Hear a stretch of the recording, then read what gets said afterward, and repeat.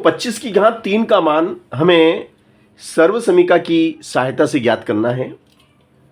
यहां पर 25 का मतलब कितना, 20 धन 5, 20 धन 5 या 30 माइनस 5, ऐसा भी अपन ले सकते हैं, ठीक है ना। तो देखिएगा आप, अपन इसको लेते हैं 20 धन 5 के हिसाब से। किस हिसाब से लेंगे हम, 20 धन 5 की घात 3 और 20 को हम a मानेंगे, तो a धन b इस पूरे की घात 3 बराबर a की घात 3 धन 3 a की घात 2 b धन 3 a b की घात 2 धन b की घात 3। ये आपका प्रश्न है। a प्लस बी का whole cube is equal to a cube plus 3a square b plus 3ab square plus b cube. अब यहां पर a की जगह 20 आ जाएगा, b की जगह 5 आ जाएगा।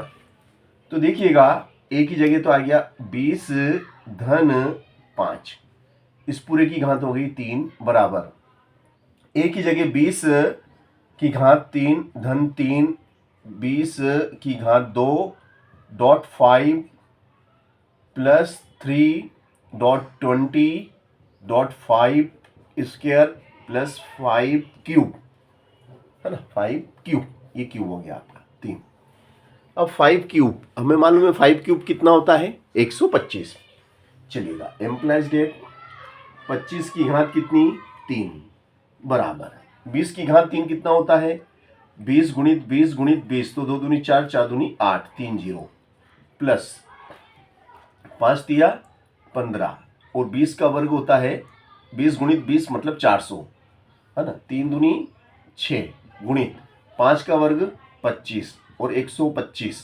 5 का घन कितना होता है, 5 का घन होता है 125। अब हम इन सबको क्या करेंगे भैया, इन सबको हम जोड़ेंगे, 25 की घात 3 बराबर, है ना, देखिएगा ये तो आपका 8000 प्लस 15 चौक 60 और ये 2 जीरो, है ना, 25 छंग 150 और 1 जीरो प्लस 125। अब इन सभी को आप जोड़ते हैं तो क्या आता है, 5 का 5, 2 का 2 और 1 और 5 6 का 6 और 1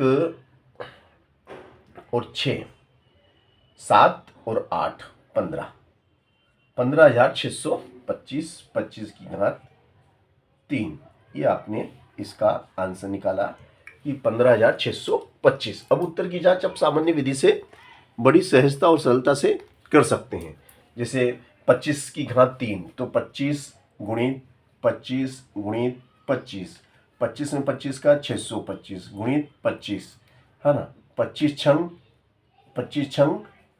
125 का 5 हासिल लगा 12, 25 दूना 50, 60 ने 2 62 हासिल लगा 6, 25 छंग 150, 150 ने 6 156, तो 15,625। देखिएगा सेम टू सेम आ गया। तो इस तरीके से हमने खुद ही हमारे उत्तर की जांच भी करके देख ली।